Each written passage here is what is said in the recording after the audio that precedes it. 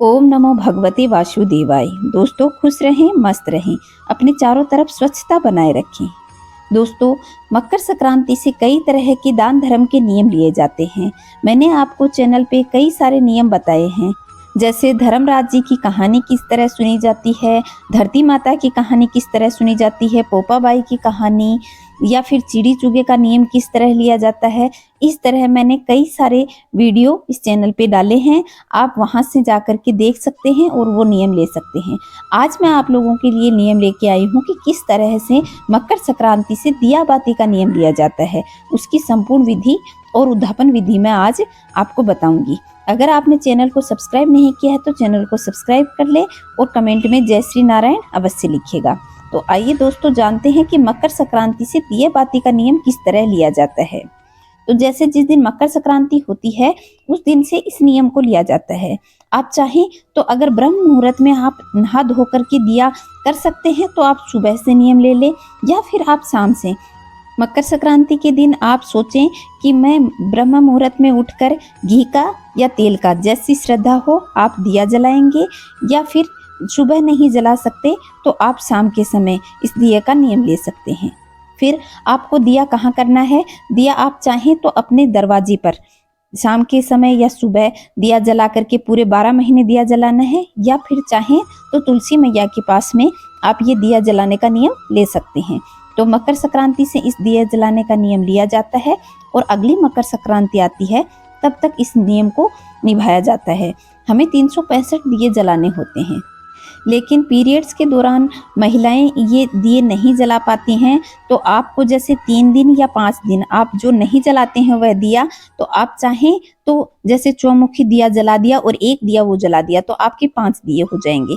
और आप चाहें तो 2-2 दिया भी जला सकते हैं, या फिर 2 मुखी बाती आप डाल करके उतने दिन दिया जला सकते हैं जितने दिन आपने दिया न जलाया हो।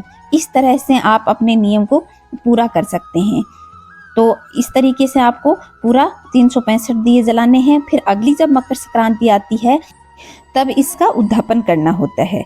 तो उद्यापन में आप एक तो 365 बाती का दिया बनाया जाता है। आपको इस चैनल पे भी मिल जाएगा कि 365 बाती का दिया किस तरीके से बनाया जाता है, वह सारी विधि आप जान लें। और आप 365 बाती का एक दिया शाम के समय जला लें तो आपके जो भी दिए छूटे हैं, कि जैसे किसी कारण से आपने दिए नहीं जलाए या भूल गए हैं, तो आप वो 365 बाती का एक दिया जलाएंगे तो उससे आपको पूरा पुण्य का फल मिलेगा। बहुत ही शुभ माना जाता है 365 बाती का दिया करना। तो आप एक तो अपने उद्यापन में 365 बाती का एक दिया जला दें। फिर दूसरा आपको क्या करना होगा कि सुबह आप स्नान आदि से निवृत्त होकर के अपनी सास के लिए एक साड़ी, सूट या जो भी आपकी ड्रेस है वह रख लें और उस पे श्रृंगार का सामान रख लें। और आपको सुनार के पास से चांदी का दिया और बाती मिल जाएंगे। नॉर्मल भी मिल जाते हैं 200-300 रुपए में, और आप श्रद्धा अनुसार हल्के और भारी भी ले सकते हैं। तो आप एक चांदी का दिया और बाती ले लें और कुछ रेवड़ी और मूंगफली ले लें। रेवड़ी मूंगफली आप एक कटोरी भी ले सकते हैं, और आप चाहें तो 1.25 किलो भी ले सकते हैं। इस तरह आप रेवड़ी मूंगफली ले लें, एक ड्रेस ले लें, उस पर श्रृंगार का सामान रख लें। श्रृंगार के सामान में आप चूड़ियां और बिंदी तो अवश्य रखें, या फिर इसमें आप पूरा 16 श्रृंगार का सामान भी ले सकते हैं। इस तरह से आप इस सारे सामान को रख लें। अब आपको क्या करना है, 365 दिए बनाने होते हैं और उनको मीठा बनाया जाता है। तो आप खोया या मावा बोलते हैं उसको ले लें और उसमें थोड़ी चीनी मिला करके, उसको गर्म करके थोड़ी चीनी मिला लें और उसको इस तरीके से ले लें कि आपके उसके 365 दिए बन जाएं। जैसे अपन पेड़े बनाते हैं उस तरीके से छोटे छोटे छोटे छोटे लेकर के उसको अंगूठे से आप दबा देंगे तो वो दिए का शेप बन जाएगा। और उनको 365 बना लें और उनको भी उस सामान के साथ रख लें। फिर इस सारे सामान को आप मिनस दें, यानी जल हाथ में लेकर के इसके ऊपर से वार देंगे तो इस तरीके से आपका ये मिनस जाएगा। फिर हाथ जोड़कर प्रणाम कर लें। फिर साड़ी, श्रृंगार का सामान और चांदी का दिया बाती और कुछ जो मीठे दिए बनाए हैं 2-4 उसमें से लेकर के अपनी सास के पैर छू करके उनको दे दें। और जिनके सास नहीं है वह अपनी ननद को दे सकते हैं। फिर जितने भी मीठे दिए बनाए हैं वह आप अड़ोस पड़ोस में सबको बांट दें। ये जो मीठे दिए बनाए हैं ये आप अपने पति और बच्चों को ना दें, क्योंकि यह घर में नहीं खाए जाते। तो खुद अपने बच्चों को और अपने पति को इनमें से ना दें, बाकी सबको ये दिए बांट दें।